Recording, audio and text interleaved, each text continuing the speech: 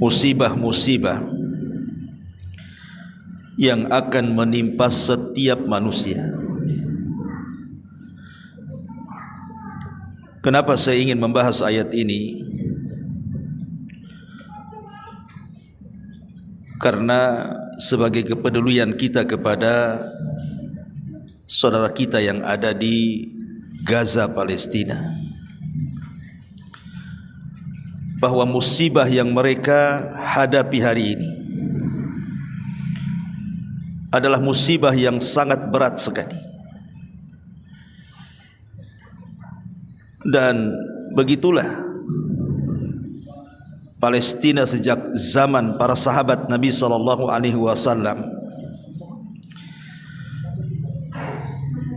yang mati syahid saja.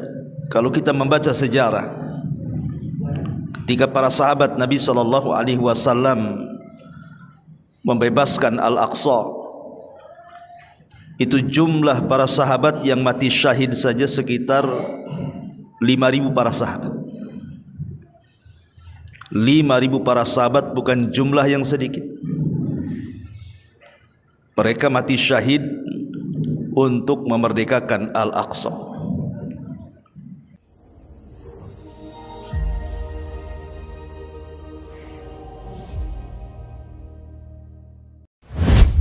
Bismillahirrahmanirrahim. Assalamualaikum warahmatullahi wabarakatuh.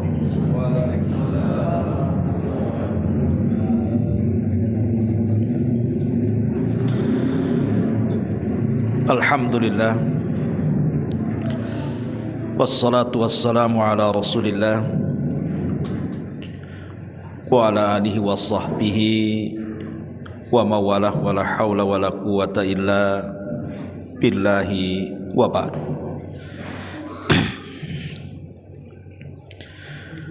Alhamdulillah, di malam hari ini kembali kita bisa duduk untuk bertalabul ilmi. Salawat dan juga salam tetap kita hadiahkan kepada Rasul kita Nabi besar Muhammad sallallahu alaihi wa ala alihi wasallam.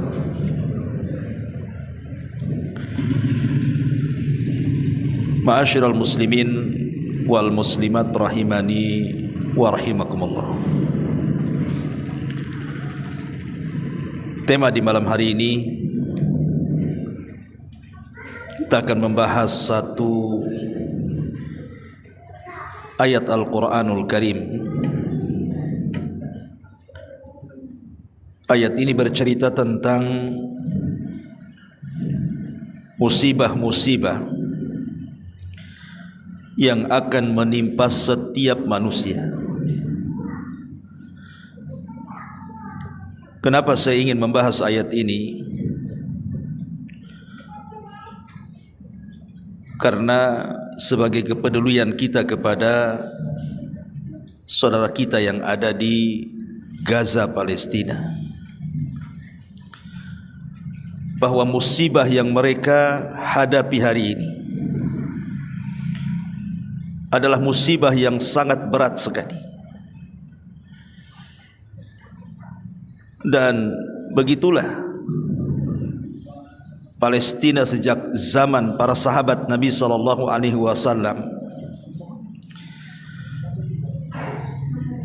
yang mati syahid saja. Kalau kita membaca sejarah, ketika para sahabat Nabi SAW membebaskan Al-Aqsa, itu jumlah para sahabat yang mati syahid saja sekitar 5.000 para sahabat. 5.000 para sahabat bukan jumlah yang sedikit. Mereka mati syahid untuk memerdekakan Al-Aqsa. Belum lagi kemudian di zaman-zaman setelahnya, di zaman Salahuddin Al-Ayyubi, ribuan kaum muslimin juga tertumpah darahnya menjadi syahid ketika memerdekakan Masjidil Aqsa. Dan zaman itu terulang. Dan hari ini kita bisa saksikan orang-orang yang tidak berdosa dari anak-anak, bahkan wanita-wanita yang tidak berdaya, bahkan orang-orang tua yang tidak sanggup mengangkat senjata. Mereka harus mendapatkan musibah besar dan sangat berat kehidupan mereka. Bukan hanya dibayang-bayangi dengan bom, tetapi lebih daripada itu, kelaparan, kehausan, cemas, takut, dan berbagai macam yang mereka alami saat ini.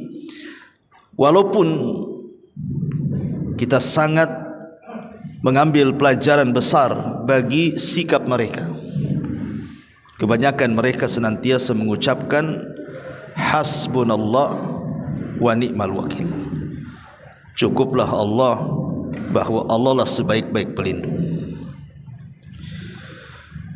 Apa yang kita rasakan dari musibah-musibah dibandingkan dengan saudara-saudara kita yang ada di sana mungkin tidak seberapa. Makanya malam ini kita akan membahas surah Al-Baqarah ayat 1 atau ayat 155 sampai 157. A'udzubillahi minasyaitonirrajim. Bismillahirrahmanirrahim. Wala nabluwannakum bisyai'in minal khawfi wal ju'i wa naqsim minal amwali wal anfusi wath thamarat wa basyiris sabirin alladzina idza asabatkum musibatun qalu inna lillahi wa inna ilaihi raji'un ulaika alaihim salawatun min rabbihim wa rahmah wa ulaika humul muhtadun. Dan kami pasti akan menguji kalian, kata Allah, dengan sedikit ketakutan, kelaparan, kekurangan harta, jiwa, kekurangan buah-buahan, dan sampaikanlah kabar gembira kepada orang-orang yang sabar, yaitu orang-orang yang apabila ditimpa musibah mereka berkata, sesungguhnya kami milik Allah dan kepada Allah lah kami akan kembali. Maka mereka itulah orang-orang yang memperoleh ampunan dan juga rahmat dari Rabbnya, dan mereka itulah orang-orang yang akan mendapatkan petunjuk. Al-Baqarah 155 sampai 157. Ma'asyiral muslimin yang dimuliakan Allah Subhanahu wa taala, dari ayat ini bisa kita simpulkan secara global bahwa di antara sunnatullah yang tidak mungkin berubah, bahwa Allah Subhanahu wa taala akan menguji seluruh hamba-hambanya. Allah Subhanahu wa taala akan menguji seluruh hamba-hambanya. Akan tetapi tujuan Allah Subhanahu wa taala menguji hamba-hambanya bukan ingin mengadabnya, tetapi Allah Subhanahu wa taala ingin melihat hati hamba-hambanya. Apakah hamba-hamba yang diujinya itu jujur keimanannya ataukah dusta keimanannya? Makanya dalam bentuk rahmat Allah Subhanahu wa taala, Allah Subhanahu wa taala tidak mungkin menimpakan sebuah ujian di luar batas kemampuan manusia. Karena memang tujuan ujian sendiri dari Allah Subhanahu wa taala adalah untuk menguji manusia, membersihkan hati-hati manusia. Dan dengan ujian itu terkadang Allah Subhanahu wa taala mempersiapkan pahala besar dengan surga yang penuh kenikmatan di dalamnya. Dan ujian sendiri bisa merontokkan semua sifat-sifat takabur dan ujub, sehingga ketika takabur dan ujub itu hilang karena adanya ujian, maka menjadilah dia semakin mendekat dengan Allah Subhanahu wa taala. Ma'asyiral muslimin yang dimuliakan Allah Subhanahu wa taala, baik, kita akan bahas dulu ayat ini kalimat per kalimat, baru kita bentangkan. Ma'asyiral muslimin yang dimuliakan Allah Subhanahu wa taala, di dalam ayat ini Allah Subhanahu wa taala mengatakan wala nabluwannakum, dan sungguh kami akan menguji kalian, bi syai'in, dengan sedikit. Artinya tidak ada manusia yang diuji sejak lahir sampai mati, itu mustahil. Tidak ada. Bahkan kalau dikalkulasi antara senang dan susah, itu lebih banyak senangnya dibandingkan susahnya. Antara sehat dan sakit, itu lebih banyak sehatnya dibandingkan sakitnya. Antara senyum dan sedih, itu lebih banyak senyumnya dibandingkan sedihnya. Karena Allah Subhanahu wa taala hanya menimpakan ujian itu sedikit saja. Makanya bahasanya bi syai'in minal khaufi, dengan sedikit dari rasa takut. Apa maknanya? Ma'asyiral muslimin yang dimuliakan Allah Azza wa Jalla, bentuk ujian itu terkadang Allah Subhanahu wa taala menguji kita dari rasa takut. Rasa takut dari apa? Para ulama tafsir mengatakan wa hiya an yadhhaballahu ba'dal amni faya'ishan nas fi qalaqin wattirabin fayakunu bidzalika dhihabu juz'in min ni'matil amni allati hiya min a'zamin ni'ami. Kata para ulama, maksudnya Allah Subhanahu wa taala menghilangkan perasaan aman. Kemudian manusia dibuat tidak aman. Mungkin dia stres, mungkin dia bingung, mungkin tergoncang hatinya, sehingga ketika itu terjadi, hilanglah sebagian nikmat aman yang merupakan sebesar-besar nikmat, kata para ulama. Ma'asyiral muslimin yang dimuliakan Allah Subhanahu wa taala, seperti yang terjadi kepada saudara-saudara kita kan di Palestina.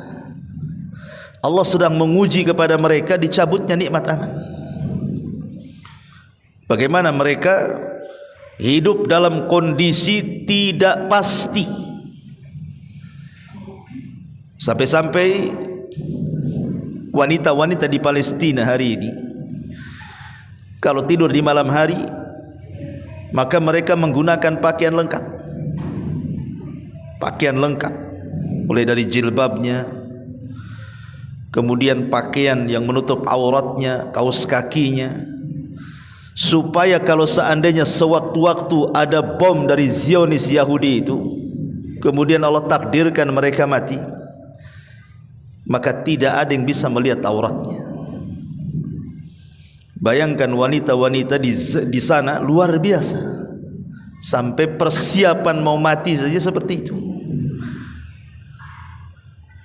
Ma'asyiral muslimin yang dimuliakan Allah Azza wa Jalla. Tapi sekali lagi, bagaimana ketangguhan hati-hati wanita di sana. Mereka hanya menyebut Allah Subhanahu wa taala lisannya. Dan ini juga sebuah pelajaran. Boleh jadi kalau seandainya kita yang dioper, mereka yang di sini, kita yang di sana, kita tidak setabah mereka, ikhwan. Jangankan lagi kita dibayang-bayangi peluru, dibayang-bayangi bom, dibayang-bayangi kematian, dibayang-bayangi mau dipecat dari perusahaan aja, stres tuh bawaannya. Oh, masuk nama saya di list ini. Itu sudah stres kita itu. Baru bicara soal dibayang-bayangi mau dipecat saja. Ma'asyiral muslimin yang dimuliakan Allah Subhanahu wa taala. Lah kenapa Allah Subhanahu wa taala kemudian memberikan ujian seperti itu? Dibayang-bayangi perasaan takut. Supaya kita menyandarkan hati hanya kepada Allah Subhanahu wa taala. Allah mengatakan fala takhafuhum wa khafuni. Jangan takut kepada mereka, takutlah kepada aku, kata Allah. Ma'asyiral muslimin yang dimuliakan Allah Subhanahu wa taala. Kemudian yang kedua, wal-ju'. Terkadang Allah Subhanahu wa taala memberikan ujian itu dengan al-ju', kelaparan. Kata para ulama tafsir mengatakan innal ju'a adzabun 'alal abdan. Sesungguhnya rasa lapar itu salah satu azab yang mengenai badan kita. Ketika kemudian kita kehilangan makanan, kehilangan minuman, maka terkadang kita lemas. Itulah ujian pada badan kita.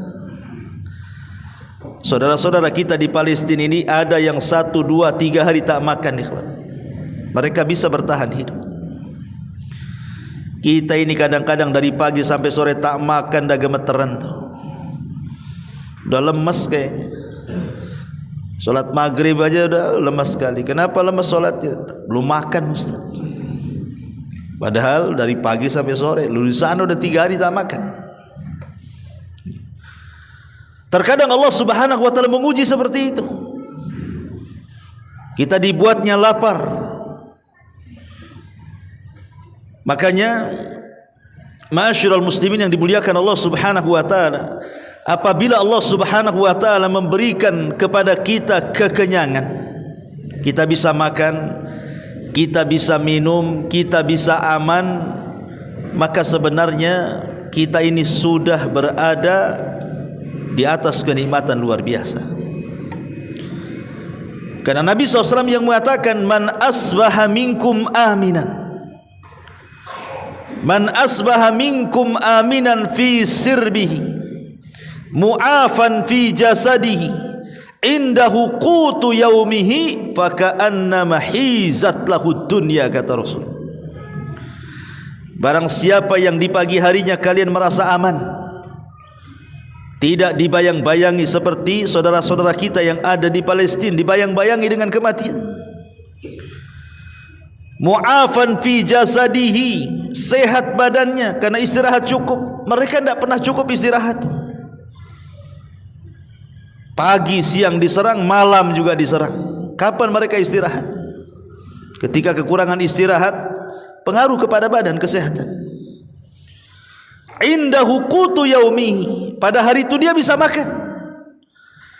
Jadi kalau kita sudah merasa aman, kemudian sehat badan dan kita bisa makan, seolah-olah kata Rasul hizat lahu dunya, dunia itu ada di genggaman dia. Yang antum cari apa sekarang? Kita ini mencari 3 ini kan.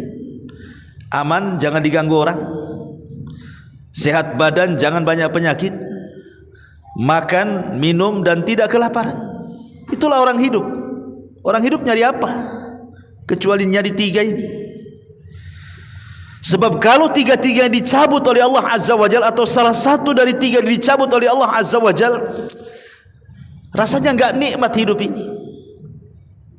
Coba kita rinci, kalau seandainya kita bisa makan, badan kita sehat, tapi tidak aman seperti di Palestina,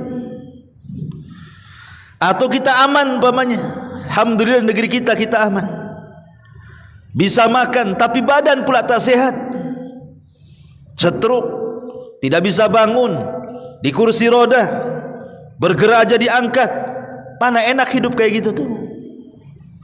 Oke lah aman, dia sehat, tapi tak ada yang dimakan, stres juga dia.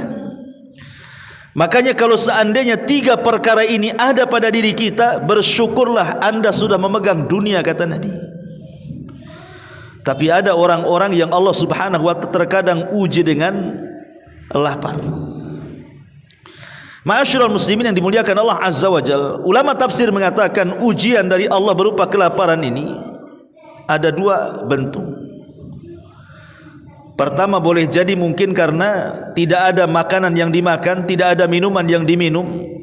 Mungkin disebabkan karena mahalnya harga, sementara pun uang kita tidak banyak.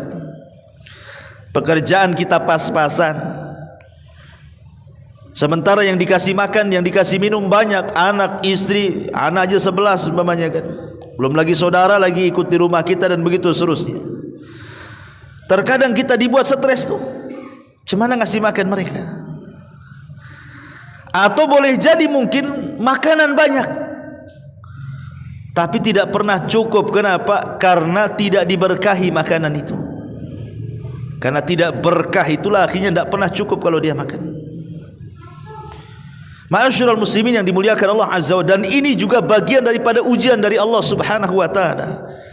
Maka bersyukurlah kalau Allah Subhanahu wa taala masih memberikan kepada kita ada yang bisa kita makan, apa yang bisa kita minum. Karena di antara saudara-saudara kita yang ada di Palestina sana, ada yang tidak bisa kita rasakan di sini. Kita bisa makan 3 hari, 1 hari itu 3-4 kali, bahkan 5 kali kalau kuat perutnya kan. Tapi di sana 1 kali sehari dia udah untung mereka bisa makan.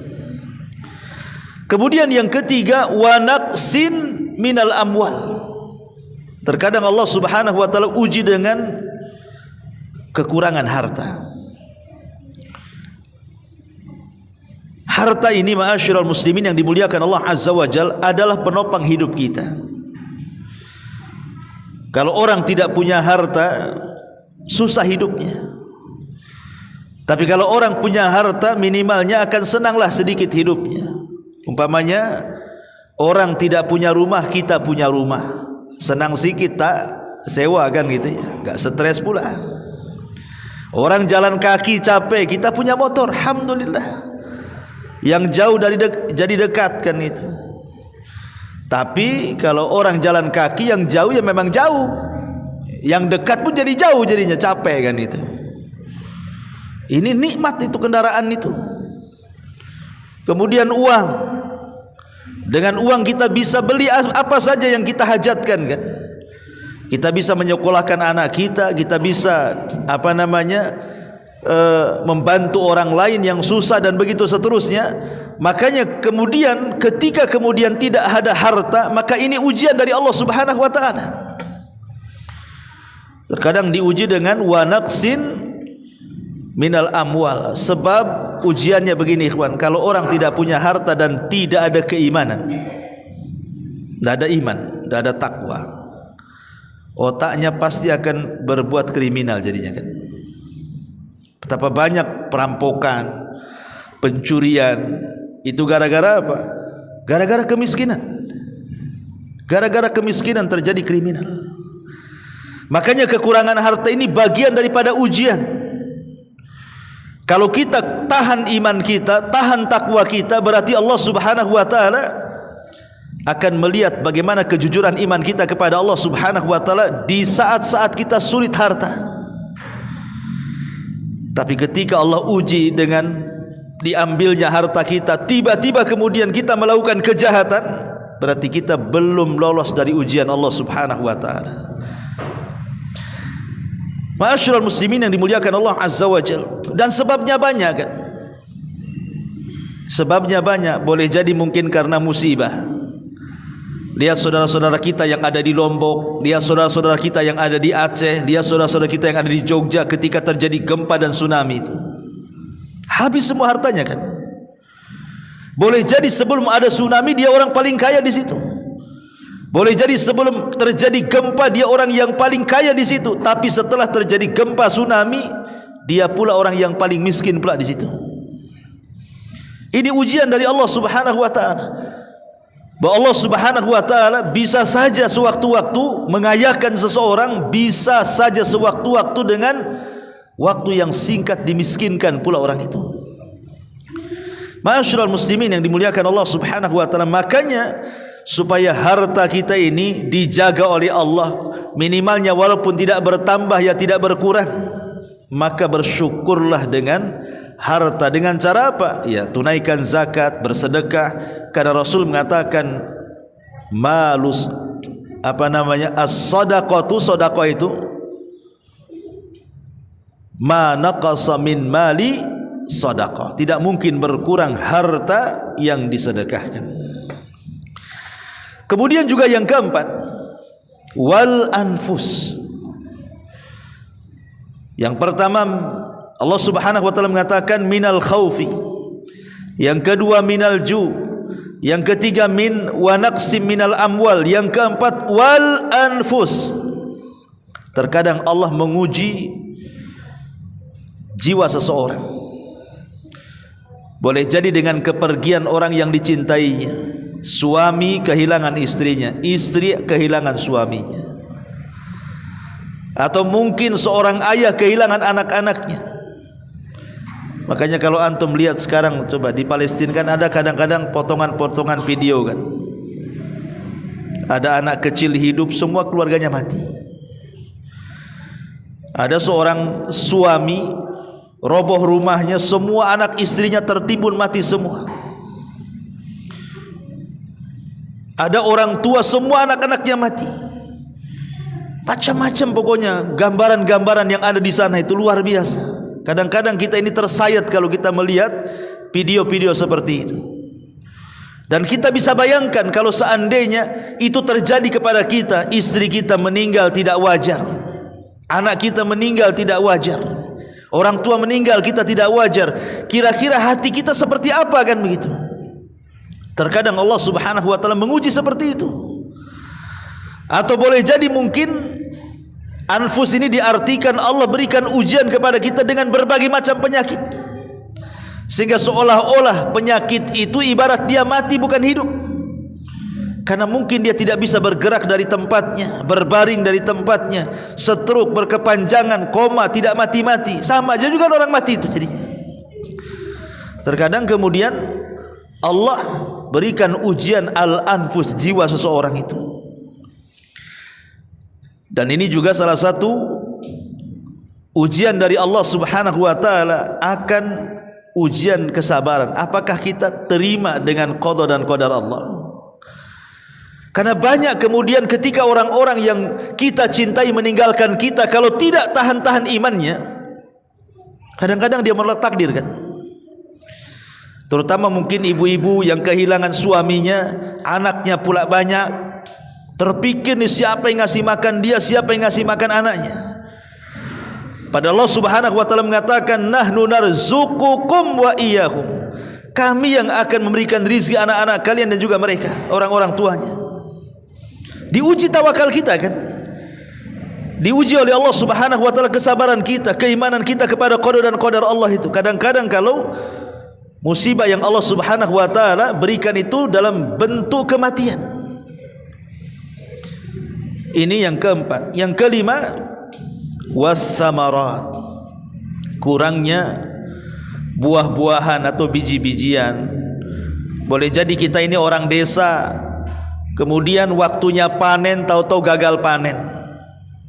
Kita punya kebun mangga, waktunya panen gagal panen, dan begitu seterusnya. Besoknya tinggal panen, datang banjir, habislah kemudian padi tak bisa dipanen. Akhirnya kekurangan. Ma'asyiral muslimin yang dimuliakan Allah Subhanahu wa taala, inilah yang terjadi.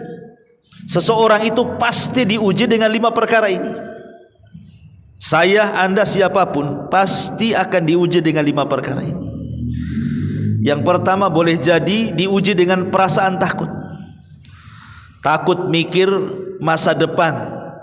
Masa depan kita, masa depan pekerjaan kita, perusahaan kita, masa depan anak-anak kita, masa depan pokoknya. Belum terjadi sudah stres. Ya. Kadang-kadang diuji seperti itu dengan ketakutan-ketakutan tuh. Ataupun mungkin yang kedua, diuji dengan kelaparan, susah ekonomi, susah pekerjaan, atau diuji dengan tidak punya harta. 10 tahun di Batam masih nyewa saja, nggak bisa punya rumah sendiri. Asik kesana kemari, asik banyak utang saja, nggak punya harta sendiri. Atau diuji dengan jiwa, mungkin dengan kematian ataupun dengan sakit. atau mungkin diuji dengan kurangnya buah-buahan, kurangnya biji-bijian, ada duit mau belanja tak ada yang dibeli dan begitu seterusnya kan. Lah itu pasti akan terjadi kepada setiap kita. 5 perkara ini. Tetapi Allah Subhanahu wa taala mengatakan wa basyiris sabirin. Beruntunglah orang-orang yang sabar itu. Sabar ketika diuji oleh Allah dengan ketakutan, sabar ketika diuji oleh Allah Subhanahu wa taala dengan kelaparan, sabar diuji oleh Allah ketika mungkin dengan kematian ataupun dengan sakit badan, atau sabar ketika serba kekurangan. Maka Allah mengatakan wa basyiris sabirin. Beruntunglah, berbahagialah orang-orang yang sabar itu. Ma'asyiral muslimin, sabar ini kekhususan manusia. Sabar ini tidak ada pada binatang, tidak ada pada malaikat. Ingat ya, sabar itu hanya ada pada manusia saja dan jin lah. Dan tidak berlaku kepada binatang. Binatang itu tidak ada yang sabar. Pernah antum lihat binatang sabar? Kasih makan ngantri satu-satu? Nggak ada. Rebutan dia, caplok-caplokan. Yang ada kawannya dihantam dia. Tidak ada. Karena binatang itu hanya syahwat dan syahwat saja. Makanya tidak ada sabar. Malaikat juga tidak ada sabar malaikat. Karena malaikat itu makhluk yang sempurna. Tidak ada syahwat malaikat itu. Mereka hanya taat, taat, taat. Sabar gimana? Mau taat terus. Manusia ini antara syahwat dan taat, makanya sabar. Ketika datang taat, ada godaan syahwat. Harus sabarlah. Jadi sabar ini kekhususan kita manusia nih. Tidak ada pada binatang, tidak ada pada para malaikat. Makanya kemudian Allah mengatakan wa basyiris sabirin. Beruntunglah orang-orang yang sabar itu. Beruntunglah orang-orang yang sabar itu. Karena Nabi SAW ketika mensifati seorang mukmin, kata Nabi SAW, ajaban li amril mu'min. Sungguh mengherankan perkaranya seorang mukmin itu. Kata Nabi SAW, inna amrahu kullahu khairun. Semua urusannya dianggap baik. In asabathu syarra syakara. Dan kalau ditimpa kebaikan langsung dia bersyukur, dan itu kebaikan bagi dia. Wa in asabathu dharra sabara fakana khairan lahu. Kalau ditimpa kemalangan, keburukan, musibah, dia berusaha sabar, dan itu juga baik bagi dia. Wa laisa dzalika illa lil mu'min, kata Rasul. Dan itu tidak mungkin terjadi kecuali kepada seorang mukmin. Artinya kalau ditimpa musibah tidak sabar, dipertanyakan keimanannya, gitu maksudnya. Kalau diberikan nikmat kok tidak bersyukur, berarti dipertanyakan keimanannya itu. Sebab kesempurnaan iman itu kalau dia bisa bersyukur ketika diberikan nikmat, kalau dia bersabar, bisa bersabar ketika ditimpa musibah. Itulah seorang mukmin. Berarti kan memang berat menjadi seorang mukmin sejati ini, ikhwannya. Karena harus berjalan di antara dua kalimat syukur dan sabar. Dua-duanya berat. Antum dapat harta, bersyukur. Tidak hanya mengucapkan alhamdulillah saja, keluarkan zakatnya, keluarkan infaknya. Mengeluarkan zakat infak ini ujian dari Allah. Kenapa? Karena terkadang kita lelah letih dari pagi sampai malam mencari uang. Ketika sudah dapat, tiba-tiba kita suruh ngasih kepada orang yang tidak ikut kerja dengan kita. Enggak kenal pun orang itu, suruh sumbang pula. Siapa sih enggak kenal dia? Ngasih modal pun tidak, bantu pun tidak, tiba-tiba kita suruh ngasih uang sama dia. Ini kan ujian namanya. Ujian harta itu. Bersyukur atau tidak? Ataupun sabar. Ini sabar lebih berat lagi kan. Ma'asyiral muslimin yang dimuliakan Allah Azza wa Jalla. Kemudian Allah Subhanahu wa taala menggambarkan seperti apa orang yang sabar itu. Maka Allah mengatakan alladzina idza asabathum musibatun qalu inna lillahi wa inna ilaihi raji'un. Inilah gambaran orang sabar. Apabila ditimpa musibah, maka mereka mengatakan sesungguhnya kami milik Allah. dan akan kembali kepada Allah Azza wa Jalla. Ada seorang laki-laki ditanya oleh Hasan Al-Basri rahimahullahu ta'ala. Orang ini sudah tua. Hasan Al-Basri mengatakan, kam umruk, berapa umurmu? Dia mengatakan sittina sanatan, usiaku sudah 60 tahun. Kata Imam Hasan Al-Basri, oh kalau gitu engkau sudah berjalan jauh dan sudah dekat dengan Allah, katanya. Maka orang ini mengatakan, apa maksudnya? Ya karena kamu sudah tua, berarti kalau seandainya engkau berjalan dari muda sampai sekarang, ya sudah jauh lah berarti kamu tuh. Sudah dekat Allah, maksudnya dekat dengan kematian, begitu. Maka orang ini mengatakan, inna lillah wa inna ilaihi rajiun, katanya. Inna lillah wa inna ilaihi rajiun. Ya Imam, kami semua milik Allah dan akan kembali kepada Allah. Kata Hasan Al-Basri, tahu enggak kamu makna inna lillah wa inna ilaihi rajiun itu? Tahu enggak maknanya? Kita sering mengucapkan inna lillah wa inna ilaihi rajiun, tahu enggak maknanya? Maka kakek ini mengatakan, la adri, saya tidak tahu. Kalau begitu fassir lana, coba tafsirkan apa makna inna lillah wa inna ilaihi rajiun itu. Maka Hasan Al-Basri mengatakan, maksudnya inna lillah artinya inna ibadullah, kita ini hamba-hamba Allah. Wa inna ilaihi rajiun artinya kita akan mempertanggungjawabkan di hadapan Allah Subhanahu wa taala apa yang sudah kita lakukan. Sudah siap tidak? Kalau kita mengucapkan inna lillah wa inna ilaihi rajiun, itu maknanya kita ini hamba Allah. Ketika dikatakan hamba Allah, artinya harus mengadu kepada Tuannya Allah. Wa inna ilaihi rajiun, dan kita akan berjumpa dengan Allah. Siap enggak kita mempertanggungjawabkan semua perbuatan kita di dunia? Ma'asyiral muslimin yang dimuliakan Allah Azza wa Jalla. Oleh karena itulah maka kita bisa lihat orang yang dikatakan sabar itu adalah orang yang suka mengembalikan semua urusannya kepada Allah. Bahwa semua tidak lepas daripada musibah ini yang kita lalui sehari-hari kecuali datang dari Allah Subhanahu wa taala. Maknanya apa? Maknanya kita hidup ini tidak lepas dari takdir.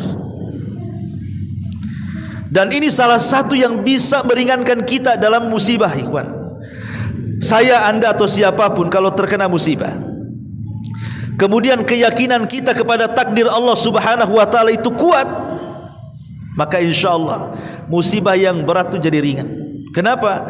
Karena Allah yang mengatakan dalam Al-Qur'an surah Al-Hadid ayat 23, likaila ta'sau ala ma fatakum wala tafrahu bima atakum wallahu la yuhibbu kulla mukhtarin fakhur.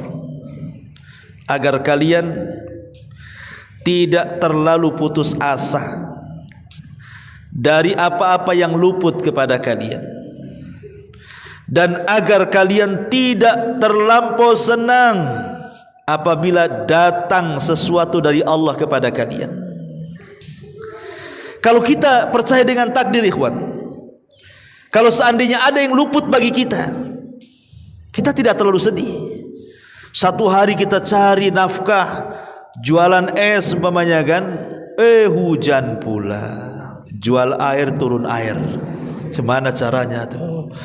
Ya.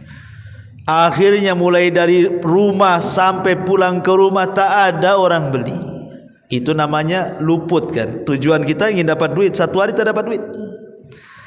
Tapi karena dia sudah yakin dengan takdir, likaila ta'sau ala ma fatakum, agar tidak terlalu sedih dari apa yang luput bagi kamu. Kenapa? Karena semua sudah dicatat di Lauhil Mahfuz sana. Memang hari ini tak dapat rezeki, mungkin besok dapat. Tenanglah hati kita kan, enggak gerutu saja kan. Hujan itu tidak bisa kita menghentikan dengan celaan. Dicela pun tetap turun hujan itu. Percuma mencela hujan. Mencela hujan itu sama dengan mencela matahari. Dicela pun tetap terbit besoknya. Kalau kita dicela, sembunyilah. enggak terbit-terbit kan itu ya. Tetapi sebaliknya kata Allah Subhanahu wa taala, wala tafrahu bima atakum, dan kalian tidak terlalu senang kalau seandainya Allah memberikan nikmat kepada kalian. Toh juga nikmat itu datang dari Allah. Kalau hari ini saya usaha biasanya dapat 100.000, sekali dapat 1 juta satu hari itu tidak terlalu senang juga. Kenapa? Memang 1 juta hari ini yang saya dapat sudah ditulis di Lauhil Mahfuz sebelum Allah menciptakan langit dan bumi dan sebelum menciptakan kita. Kan tenang hatinya kan? Ya, jadi semua kan sudah ditakdirkan Allah. Nah, itulah makanya kalau antum terkena musibah, tanamkan takdir bahwa semua tidak lepas dari qada wa qada, al-qada wal qadar dari Allah Subhanahu wa taala. Ma'asyiral muslimin yang dimuliakan Allah Azza wa Jalla, makanya Al-Ikrimah ketika memberikan catatan dalam surah Al-Hadid 23, apa kata dia? Laisa ahadun illa wa huwa yafrah wa yahzan. Tidak ada satupun manusia kecuali pasti pernah senang, pasti pernah susah. Dan dua perkara ini pasti akan lewat kepada kita. Kadang kita senang, kadang kita susah. Itu pasti, kata beliau. Kemudian beliau mengatakan, tidaklah manusia kecuali pasti yafrah, bahagia, wa yahzan, pasti sedih. Walakin akan tetapi, ij'alul faraha syukran wal hazana sabran. Jadikan saat bahagia kalian syukur dan saat sedih kalian sabar, kata beliau. Ma'asyiral muslimin yang dimuliakan Allah Azza wa Jalla, lalu apa manfaatnya kalau kita sabar? Manfaat di dunia jelas, manfaat di akhirat juga jelas.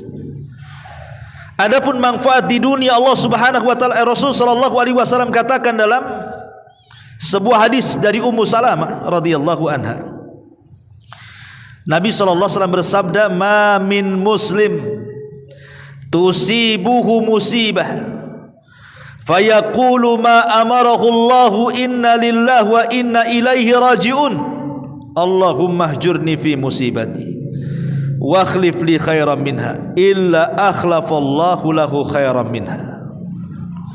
Tidaklah seorang muslim tertimpa musibah kemudian dia mengucapkan inna lillahi wa inna ilaihi raji'un, ya Allah, berikan pahala akan musibah yang menimpaku dan gantikan musibah ini dengan sesuatu yang jauh lebih baik lagi. Kata Rasul, kecuali pasti Allah akan ganti musibah itu dengan sesuatu yang jauh lebih baik lagi. Ya, betapa banyak orang-orang yang di PHK. Saat di PHK kayaknya perang dunia ketiga, stres kayak kiamat. Makan apa saya, kerja apa saya, siapa yang harus kasih makan istri anak saya. Setelah lewat 1 tahun dari PHK itu, Allah takdirkan dia jadi pengusaha kecil-kecilan. Akhirnya lebih banyak gajinya dibandingkan ketika dia jadi buruh, karena sudah jadi pedagang dia. Siapa yang tahu kehidupan dia lebih baik dibandingkan sebelumnya, coba? Dan itu banyak kan. Ada orang yang keluar bank karena tahu itu bank ribawiyah, konvensional, bank riba. Ketika mau keluar berat kali rasanya, terpikir dia makan apa terus. Keluarga saya dikasih makan apa, rumah saya siapa yang bayar kontrakannya, dan begitu seterusnya. Akhirnya lillahi ta'ala dia keluar. Dia yakin dengan sabda Nabi SAW, man taraka syai'an lillahi awadallahu khairan min. Barang siapa yang meninggalkan sesuatu karena Allah, Allah ganti sesuatu itu dengan yang jauh lebih baik lagi. Akhirnya jadi pengusaha dia. Dulunya mantan pegawai bank. Banyak yang seperti itu. Siapa yang tahu? Semua kan skenario Allah, ya kawan. Boleh jadi ketika kita menjadi PHK di sebuah perusahaan, mungkin ini sudah skenario Allah. Allah sedang membuat skenario bahwa kita akan diberikan hal yang jauh lebih baik, syaratnya keluar dari perusahaan itu. Siapa yang tahu? Kan tidak tahu kita. Wa asa an takrahu syai'an wa huwa khairul lakum. Terkadang apa yang dianggap antum jelek itu baik pula di sisi Allah. Ya. Ma'asyiral muslimin yang dimuliakan Allah Azza wa Jalla. Makanya di sini kecuali Allah akan ganti. Ini di dunia, di akhirat jelas. Allah mengatakan dalam Al-Quran, innama yuwaffas sabiruna ajrahum bighairi hisab. Allah mengatakan orang-orang yang sabar itu balasan mereka di akhirat tanpa batas. Di dunia Allah ganti yang lebih baik, di akhirat Allah berikan balasan yang jauh lebih besar yang dia tidak menyangkanya. Ma'asyiral muslimin yang dimuliakan Allah Azza wa Jalla. Kemudian Allah tutup ayatnya, ulaika alaihim salawatu min rabbihim wa rahmah wa ulaika humul muhtadun. Lihat bagaimana kalau orang bisa sabar dari musibah itu. Allah berikan 3 perkara yang luar biasa. Pertama, ulaika alaihim salawatun min rabbihim. Mereka akan mendapatkan salawat dari Rabb mereka. Apa makna salawat dari Allah? Makna salawat dari Allah, kita akan mendapatkan 1, pujian dari Allah, 2, kasih sayang dari Allah, 3, ampunan dari Allah. 3 perkara kita akan dapat. Pertama, pujian, kelembutan dan ampunan. Itu namanya salawatu min rabbihim. Kemudian yang kedua, warahmah, kita akan mendapatkan rahmat dari Allah Subhanahu wa taala. Karena apabila Allah sudah sayang dengan kita, ikhwan, maka Allah Subhanahu wa taala tidak mungkin tidak, kecuali pasti menjaga kita. Karena enggak mungkin hamba yang disayang kemudian dicelakakan, baik di dunia atau di akhirat, kan gitu. Dan yang ketiga, wa ulaika humul muhtadun, mereka akan dapat hidayah. Maksudnya hidayah ilal jannah was thawab. Mereka akan mendapatkan hidayah menuju sorga dan juga balasan dari Allah Subhanahu wa taala. Lihat, inilah keutamaan orang sabar. Ya, mendapatkan salawat dari Allah, mendapatkan rahmat dari Allah, dan mendapatkan petunjuk dari Allah Subhanahu wa taala. Ma'asyiral muslimin yang dimuliakan Allah Azza wa Jalla, tentu menghadapi musibah memang berat. Kadang-kadang saya ngomongkan teori saja. Kalau saya yang kena musibah pun kelimpungan juga, kan gitu. Kan gitu. Memang berat, ikhwan. Musibah itu kan macam-macam ya. Musibah itu macam-macam. Tetapi para ulama memberikan arahan. Ya, ini maksudnya untuk meringankan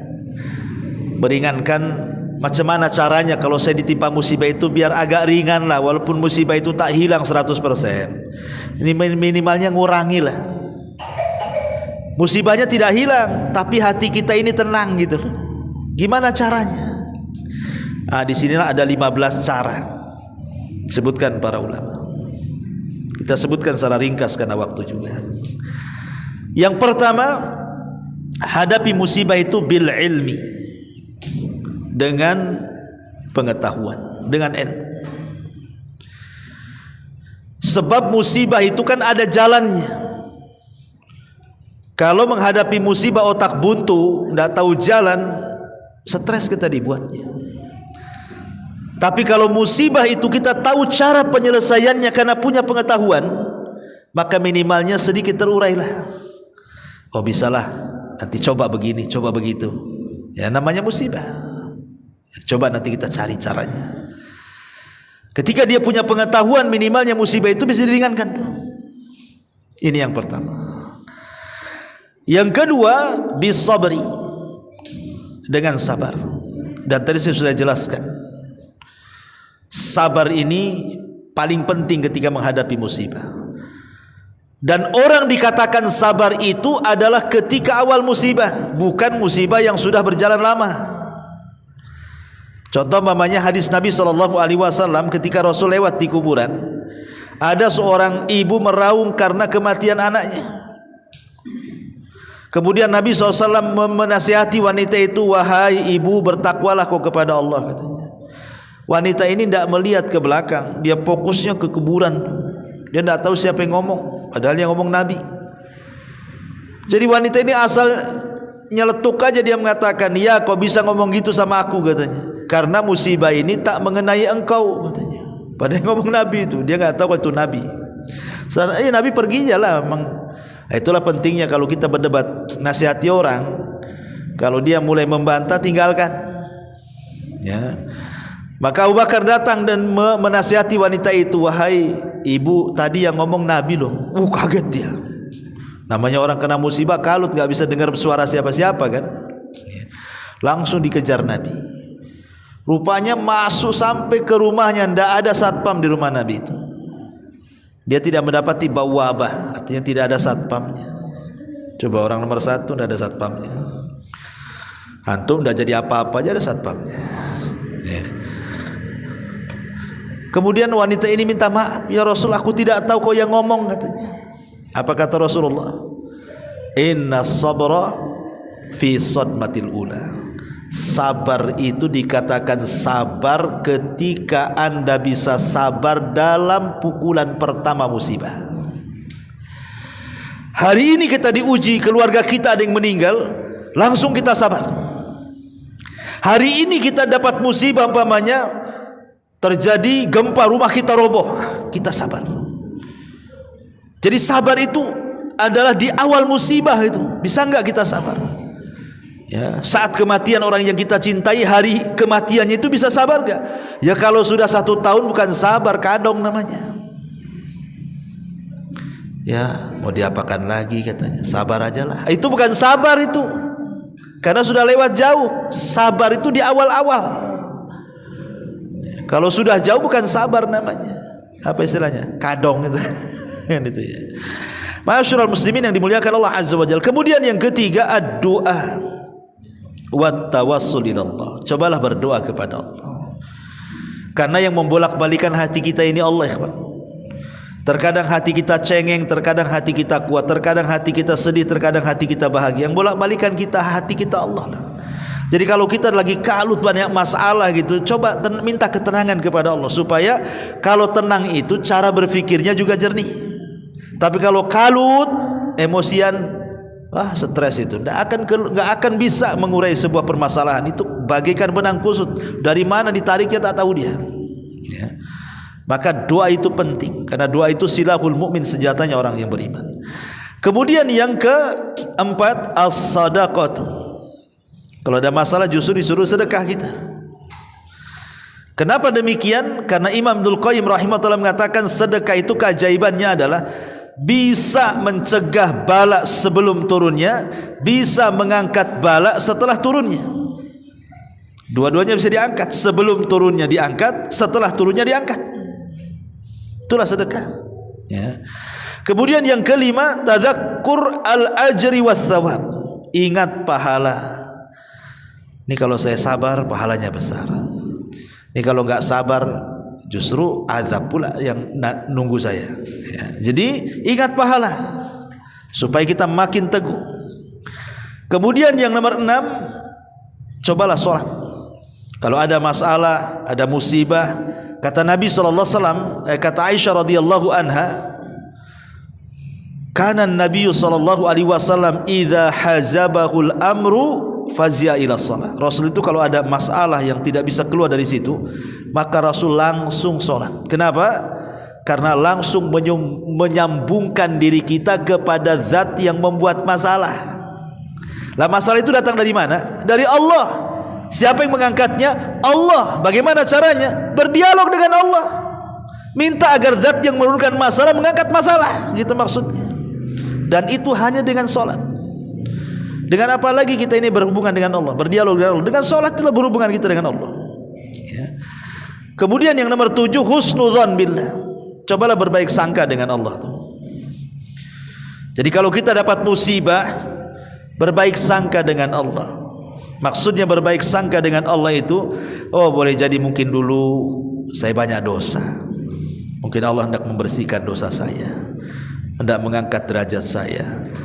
Ya mungkin dulu saya banyak makan riba, makanya nih usaha sih gulung-gulung tikar terus ya. Mungkin saya ini dulu banyak melakukan ini itu, makanya kesehatan saya diganggu. So husnudzon kepada Allah ya. Sebab kalau husnudzon kepada Allah itu tenang hati kita tuh. Yang gak tenang itu kalau buruk sangka dengan Allah. ya Allah asyik saya aja yang sakit, kok si anu enggak sakit-sakit katanya. Itu kan enggak suudzon namanya kan. Si anu aja kalau dia bentang tikar atau bentang-bentang sampai mana-mana katanya. Saya pula gulung-gulung aja tikarnya enggak pernah bentang-bentang, usaha ini si KO saja. Jadi kalau husnudzon itu pasti tenang, kalau suudzon itu pasti sakit hati. Kemudian yang nomor 8, kasratul istighfar. Perbanyak istighfar. Karena ada hadis yang mengatakan man lazimal istighfar ja'alallahu min kulli dzikin faraja wa min kulli hammin min kulli dzikin mahraja wa min kulli hammin faraja wa razaqahu Allahu min haitsu la yahtasib. Siapa yang melazimkan istighfar, hati yang sempit jadi lapang gitu.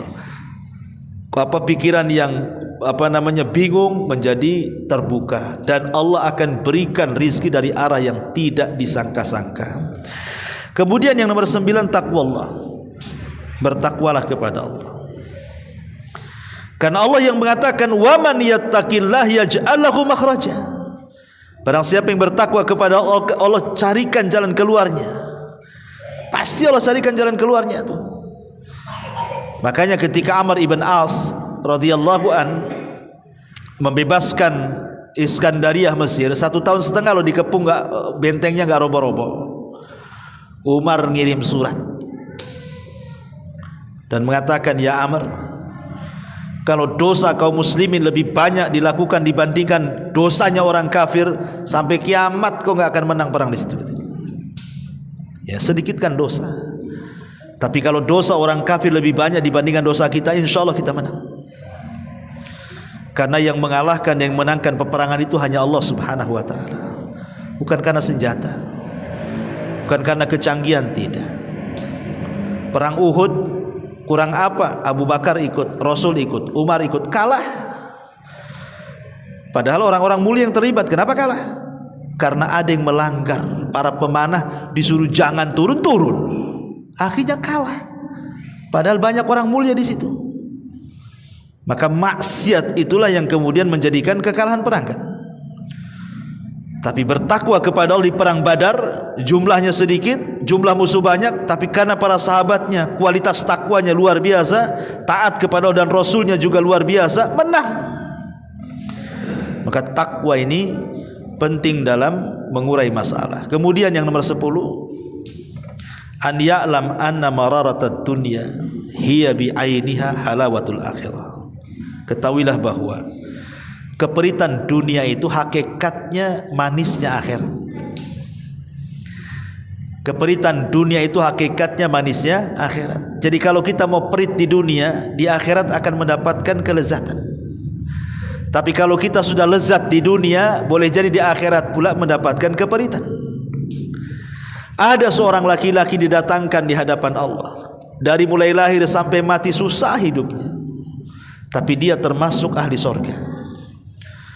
Tiba-tiba oleh Allah dicelupkan di sorga, satu kali aja celupan, tuk, diangkat lagi. Allah katakan, masih terbayang tuh susahmu di dunia? Enggak ya Rabb, hilang semua pikiran susahnya di dunia itu. Padahal ya, kalau umpamanya antum pernah susah, anggaplah dari kecil sampai 40 tahun susah hidupnya, tiba-tiba di atas 40 tahun antum pula kehujanan duren kepalanya, kaya ya, kejatuhan duren, pasti antum masih ingat waktu susah antum kan. Sehebat-hebatnya orang kaya itu kalau pernah susah masih ingat, terbayang susahnya. Yalah sekarang saya kaya, dulu susah, kamu nggak tahu gimana saya kaya kata. Kan gitu ya. Ya, sak kaya-kayanya, sak senang-senangnya orang kalau pernah susah tidak mungkin menghilangkan bayang-bayang susahnya dulu tuh. Tapi orang dimasukkan ke sorga langsung blank, seolah-olah tidak pernah susah hidupnya tuh. Itulah hebatnya sorga, menghapus memori semuanya, seolah-olah senang, padahal baru dicelupkan tuh. Gimana kok dimasukkan coba? Luar biasa. Makanya harus paham bahwa jangan-jangan keperitan hidup, musibah-musibah ini pula yang menjadikan kelezatan kita di akhirat. Kita tidak tahu. Tenanglah kita, ya. Kemudian yang nomor 11, terkadang juga an yutfi an-naru musibatihi bibardi at-ta'assi bi ahli al-masaib. Cobalah padamkan musibah-musibah kita, ringankan musibah-musibah kita itu dengan membandingkan musibah-musibah orang-orang yang sebelum kita, mungkin para nabi, ya, mungkin para sahabat, mungkin para ulama. Atau kalau kita di sini kena musibah, coba bandingkan orang dengan di Palestina itu. Antum baru dipecat, udah stres 7 keliling, udah nggak mau sholat. Orang Palestina mau mati loh, tetap mereka sholat, tetap mereka berzikir, baca Quran,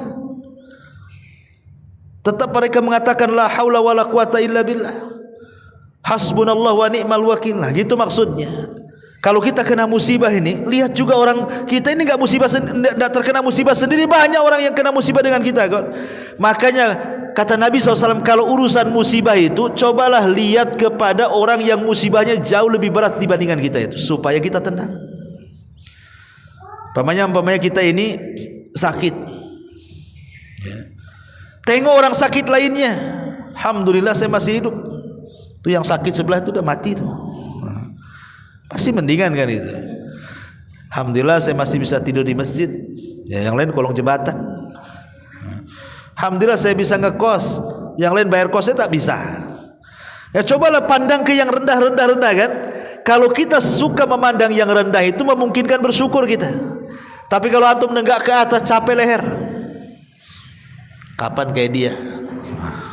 Kapan kayak dia? Capek leher kita dibuatnya. Masyaallah muslimin yang dimuliakan Allah Azza wa Jalla. Jadi lihat kepada orang-orang yang terkena musibah, baik kepada sebelum kita ataupun kepada orang-orang yang sezaman dengan kita, atau kepada orang-orang yang jauh lebih parah musibahnya, supaya tenang hati kita itu bahwa kita tidak sendirian rupanya, ya. Kemudian yang nomor 12, an ya'lam annahu laula mihnatud dunya wa masaibuha la asabal abdu min wa'il kibri wal ujubi wal qaswatil qalbi. Hendaklah seseorang paham, terkadang musibah dunia ini bisa menjadi obat bagi hati kita yang keras, yang sombong, yang ujub, yang sok-sokan dan begitu seterusnya kan. Ada orang ketika kaya sombongnya tingkat dewa, kayak Fir'aun, kayak Namrud gitu ya.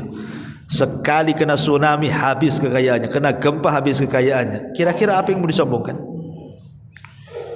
Rupanya dia pusing, ya, mau membanggakan dengan kekayaannya sudah tak ada, mau minta-minta sama orang malu dulu pernah jadi orang kaya, hilang akhirnya kan. Akhir terpaksa juga dia menadah pemberian orang, daripada dia mati tak makan, hilang sombongnya. Kadang-kadang itu jadi obat tuh musibah tuh. Jadi hati kita dibersihkan dari sifat sombong, ujub, takabur dan begitu seterusnya kan. Nah, ini kan obat juga, jadi hati kita jadi baik gitu ya. Kemudian yang nomor 13, ayya'lama anna alladzi ibtalahu biha ahkamul hakimin. Harus paham bahwa yang ngasih musibah siapa? Allah. Bukan orang lain, bukan sesama kita makhluk. Allah yang kasih musibah. Ketika Allah Subhanahu, kita yakin bahwa Allah yang kasih musibah kepada kita, Allah itu harus paham ketika memberikan musibah bukan hendak menghancurkan kita, bukan hendak mengazab kita, tapi Allah Subhanahu wa taala hanya ingin menguji kita saja, bisa sabar tidak, bisa redha tidak. Dan Allah ingin mendengar aduan-aduan kita yang kita keluhkan kepada Allah sebenarnya tuh. Selama ini kita jarang berzikir, jarang memanggil ya Allah, jarang kita ngomong begitu tuh. Ya Rabb jarang, Allahumma jarang. Sekali kena musibah, lisannya zikir aja. Kan itu ya. Kalau antum ke rumah sakit tuh banyak orang zikir deh. Coba sehat, hilang tuh zikirnya, nyanyi dia. Ya. Allah ingin mendengar ratapan kita sebenarnya. Maka dikasih musibah, dengan musibah itulah kita akhirnya meratapkan, memanggil-manggil Allah, berzikir kepada Allah. Kan hikmahnya besar juga kena musibah tuh. Kemudian juga yang ke-14, an ya'lam anna ma ya'qubuhu as-sabr wal ihtisab minal ladzati ad'af ma kana yahsulu lahu bi baqa'i ma usiba bihi. Bahwa Orang harus paham kalau kita sabar, kemudian dengan sabar kalau kita kena musibah kemudian kita sabar dan juga mengharap pahala Allah Subhanahu wa taala. Terkadang balasan yang akan diterima kita di sorga jauh lebih besar dibandingkan musibah yang kita terima. Enggak ada apa-apanya. Bahkan nanti pada hari kiamat orang-orang yang diberikan nikmat itu akan cemburu kepada orang-orang yang ketika di dunia dapat musibah. Ini ada dua orang, yang satu di atas nikmat, dia memang ahli ibadah, dengan hartanya dia kelola dan dia pun ahli ibadah. Yang satunya banyak musibah, dia pun ahli ibadah, sama-sama ahli ibadahnya, tupan yang satu kaya yang satu miskin. Nanti di akhirat nih, orang-orang yang diberikan nikmat di dunia akan cemburu kepada orang-orang yang pernah diberikan banyak musibah di dunia. Apa kata Nabi? Kata Nabi SAW, yawaddun nas yaumal qiyamah anna juludahum kanat tuqradu bil maqarid fid dunya lima yarawna min thawabi ahlil bala, kata Rasulullah. Sebagian manusia yang diberikan nikmat di dunia nanti pada hari kiamat berkeinginan kalau kulit-kulit mereka dikelupaskan dari dagingnya dengan gunting-gunting di dunia, karena mereka melihat pahala yang besar yang Allah berikan kepada orang-orang yang ketika di dunia banyak bencananya tapi dia sabar. Coba di akhirat tuh orang-orang yang mungkin ketika di dunia senang gitu ya, cemburu dia. Coba aku di dunia diberikan ujian lebih berat dibandingkan dia, gitu maksudnya. Kalau perlu dikelupaskan, kelupaskanlah kulit saya, karena kecemburuan. Kok kenapa dia dapat pahala besar? Jadi ahlil bala ini di akhirat akan menjadi cemburu semua ahli-ahli nikmat yang pernah diberikan nikmat di dunia. Di akhirat mereka cemburu dengan kita ahli, orang-orang yang diberikan ujian oleh Allah Azza wa Jalla. Kemudian yang terakhir, an ya'lam anna fawati thawabis sabri wat taslim wa huwa as-salawatu war rahmatu wal hidayatu allati dhamanaha Allahu 'ala as-sabri wal istirja' a'zam minal musibati fil haqiqah. Ketika kita kehilangan tiga perkara, kita tidak dapat solawat dari Allah, kita tidak dapat rahmat dari Allah, kita tidak dapat hidayah dari Allah. Justru kehilangan tiga perkara ini lebih berat musibahnya dibandingkan musibah itu sendiri. Kalau kita terkena musibah, kita tidak sabar, ya. Yang kalau seandainya dia sabar, dia mendapatkan tiga perkara tadi kan, ulaika alaihim salawatu mir rabbihim wa rahmah wa ulaika humul muhtadun. Jadi kalau seandainya kita sampai luput tiga perkara karena tidak sabar, hakikatnya musibah tidak dapat ini lebih besar dibandingkan musibah yang ia hadapi sebenarnya. Karena paling tinggi musibah di dunia ini kematian, apalagi. Tapi ketika dia tidak dapat petunjuk, bukan hanya dunia, akhirat pun rugi dia. Ketika dia tidak dapat rahmat, dia tidak akan bisa masuk surga. Karena masuk surga itu bukan karena amal kita, tapi karena rahmat Allah. Jadi hakikatnya tiga perkara itu sudah luar biasa gitu ya, kalau kita berpikir itu. Ma'asyiral muslimin yang dimuliakan Allah Azza wa Jalla. Baik, untuk menutup kajian ini, kita akan menukil beberapa perkataan para sahabat dan juga para ulama salaf. Ma'asyiral muslimin yang dimuliakan Allah Azza wa Jalla, berkata Ali bin Abi Thalib radhiyallahu anhu, kata Ali radhiyallahu an, la tastasghiranna bala yusibuka fa innalaka fihi thalathu hisalin. Jangan menganggap remeh sebuah musibah walaupun itu kecil. Jangan pernah menganggap remeh sebuah musibah, karena kalau engkau tahu tentang musibah, di balik musibah itu ada tiga perkara yang besar, kata Ali. Yang pertama, rif'atu darajah, kita akan diangkat derajatnya. Yang kedua, kafaratu dzambin, dosa-dosa kita akan diampuni. Yang ketiga, da'watun mustajabah, doa kita akan diijabah. Orang kalau tahu di balik musibah itu bahwa derajat kita sedang diangkat, dosa-dosa kita sedang diampuni, dan doa-doa kita sedang diangkat oleh Allah ke langit dan didengarnya serta diijabahnya, tentu orang ini tidak mungkin meremehkan sebuah musibah walaupun kecil, apalagi besar. Ya, ini kata Ali radhiyallahu anhu.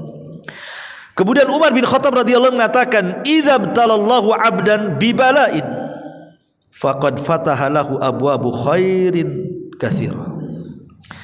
Apabila Allah menguji seorang hamba mukmin dengan ujian, maka dia hakikatnya telah membuka pintu-pintu kebaikan yang banyak.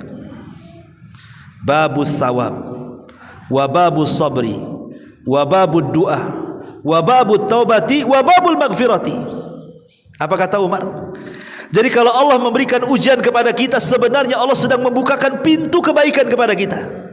Dengan ujian itu, kata Umar, dibuka pintu pahala. Kalau kita sabarkan, kita dapat pahala. Yang kedua, dibuka pintu sabar, dibuka pintu doa, dibuka pintu tobat, dibuka pintu istighfar. 5 kebaikan, kata Umar, dibuka. Tapi orang yang tidak terkena musibah, tidak mungkin dia melakukan 5 perkara kan. 5 perkara ini biasanya hanya dilakukan oleh orang-orang yang kena musibah kan. Sabar, ya, seperti yang saya sudah katakan, berdoa tadi. Nah, itulah kata Umar bin Khattab. Kemudian juga dikatakan oleh Ibnu Umar radhiyallahu anhu, atau Imam Ahmad ibn Hanbal rahimahullah taala mengatakan, innallaha ta'ala yamtahinul 'abd bil bala hatta yadhunna annahu la yutiku sabra thumma yufarriju kurbatahu. Kata Imam Ahmad, terkadang Allah Subhanahu wa taala menguji seorang hamba dengan sebuah bala, ujian, sampai dia menyangka dia tidak sanggup sabar. Rupanya setelah lewat musibah, dihilangkan pula musibah itu. Dan saya kira ini pernah atau akan antum alami, atau pernah antum alami, karena saya pernah mengalami, dan saya yakin semua orang pasti mengalami. Saya, antum, atau siapapun, baik yang sudah mengalami atau yang belum mengalami, pasti akan mengalami. Apa itu? Musibah yang seolah-olah kita tidak bisa keluar dari situ. Pasti kita mengalami kan? Ada musibah, ada perkara yang stres kita dibuatnya itu. Gimana cara keluar dari situ? Gimana? Kayaknya kiamat semua bumi ini. Tapi setelah lewat beberapa bulan, lewat beberapa tahun, bisa senyum pula kita. Bahkan musibah yang dulu kita tidak bisa keluar sudah hilang dalam ingatan kita. Pertanyaannya, siapa yang menghilangkan musibah itu kalau bukan Allah? Jadi tidak ada, Allah itu hendak menzalimi orang dengan musibah itu. Dan tidak ada orang yang tidak sanggup kecuali orang yang tidak sabar aja. Kalau sabar dia sanggup menghadapinya kok. Banyak musibah-musibah yang dulu pernah kita lalui, hari ini antum tertawa. Dulu ketika dapat musibah menangis antum. Siapa yang membuat menangis dan siapa yang membuat tertawa coba? Allah Subhanahu wa taala. Kemudian juga Imam Malik mengatakan, la tahkiranna bala'an walau kana khafifan faqad yakunu iwadan amma huwa asyad. Wala tastakbir ala bala'in walau kana syadidan faqad yakunu sababan li rahmatin 'azimah. Kata Imam Malik, jangan remehkan sebuah musibah walaupun ringan. Boleh jadi musibah yang ringan ini menggantikan musibah yang besar. Dan jangan menganggap besar, ya, jangan pernah menganggap besar musibah. Padahal kita bisa alami masalahnya kecil, dianggap besar-besar sama kita kan, ya. Boleh jadi mungkin sebab rahmat Allah turun kepada kita. Jadi jangan meremehkan dan jangan membesar-besarkan musibah. Boleh jadi musibah yang remeh Allah sengaja didatangkan untuk menghindarkan musibah yang besar. Atau boleh jadi musibah yang besar Allah timpakan bisa jadi sebab rahmat yang besar turun kepada kita, kata Imam Malik. Kemudian Hasan Al-Basri juga mengatakan, idza betuliyallah atau idza btalallahu 'abdan bimusibatin, apabila Allah menimpakan musibah kepada seorang hamba, kemudian dia mengatakan inna lillahi wa inna ilaihi rajiun, amsakallahu biyadihi hatta yuzila anhu musibah, maka Allah akan tahan dengan tangannya sampai hilang musibahnya. Kemudian juga dikatakan oleh Utsman ibn Affan radhiyallahu anhu, "Idza ishtadda bika amrun fatrih humumaka ila maula jalla jalal wasta'in bis sabri wad du'ai fa innallaha ma'as sabirin." Kata Utsman bin Affan, apabila semakin kuat musibah yang menimpamu, cobalah kebingunganmu adukan kepada Allah. Minta pertolongan dengan sabar, minta pertolongan dengan doa. Kenapa? Karena Allah pasti beserta orang-orang yang sabar. Harus yakin itu, pasti Allah bersama kita. Kemudian dikatakan juga oleh Abdullah ibn Abbas radhiyallahu anhuma, "Idza btalallahu 'abdan bibala'in faqad arada bihi khairan." Ingat, apabila Allah menguji seorang hamba, hakikatnya Allah sedang menghendaki kebaikan kepada kita. Fa in kana sabiran, kalau dia sabar, fadzalika khairun lahu, maka itu kebaikan kepada dia. Wa in kana jazian fadzalika syarrul lahu, tapi kalau dia tidak sabar, maka itu keburukan bagi dia. Ma'asyiral muslimin yang dimuliakan Allah Azza wa Jalla, ada sebagian para ulama mengatakan ini namanya maratib, ya, tingkatan untuk menghilangkan sebuah musibah. Entah kita ditimpa musibah ekonomi, entah kita ditimpa musibah penyakit, entah kita ditimpa musibah kemalangan, sebutkanlah musibahnya apa saja. Maka urutannya seperti ini. Pertama, bersabar. Kemudian setelah kita bersabar kepada Allah, karena sabar ini membuka pintu supaya hati kita jangan sempitkan, ya. Setelah kita bersabar, ihmadillah ala ni'amihi allati la tuhsa. Mulailah kita mengucap alhamdulillah ala kulli hal. Segala puja dan puji hanya milik Allah dalam kondisi apapun. Karena Allah itu senantiasa dipuji oleh kita, baik dalam keadaan senang atau dalam keadaan sulit, tetap Allah dipuji. Maka selain sabar, lisan kita mengucapkan alhamdulillah. Kemudian setelah itu baru yang nomor 3, berdoalah kepada Allah. Mungkin supaya penyakit kita disembuhkan atau usaha kita dilancarkan dan begitu seterusnya. Setelah berdoa kepada Allah, istighfarlah kepada Allah. Istighfarlah kepada Allah. Setelah istighfar kepada Allah, ittaqillah fi jami'i ahwalik. Bertakwalah kepada Allah, laksanakan perintah, jauhi larangan. Kemudian setelah bertakwa, ibtagil ajra indallah, mintalah pahala dari Allah. Mintalah pahala dari Allah. Setelah minta pahala dari Allah, irda bi qada'illah, coba usahakan redha dengan pemberian Allah, dengan takdir Allah, supaya lapang dadanya. Kalau sudah redha dengan pemberian Allah, if'alil khairat, lakukan kebaikan. Lakukan kebaikan, sedekah, beramal saleh dan begitu seterusnya. Kemudian yang terakhir, baru kita mencari sebab. Kalau kita sudah melakukan beberapa perkara tadi, pertama sabar, kemudian memuji Allah, kemudian berdoa, kemudian istighfar, kemudian bertakwa, kemudian mencari pahala, kemudian redha dengan takdir Allah, kok masih juga enggak hilang, baru kita mencari sebab. Kalau kita sakit, datang ke dokter, minta disembuhkan. Kalau kita ingin usaha, kok enggak pandai-pandai, cari orang yang bisa ngasih arahan, ya kan itu ya. Jadi baru mencari sebab itu terakhir, ya. Setelah semuanya kita berikan kepada Allah, kok mentok, baru kita mencari sebab. Begitulah solusi kita meringankan sebuah bala. Subhanallah bihamdika, asyhadu an la ilaha illa anta, astaghfiruka wa atubu ilaik. Allahu ta'ala alam. Assalamualaikum warahmatullahi wabarakatuh.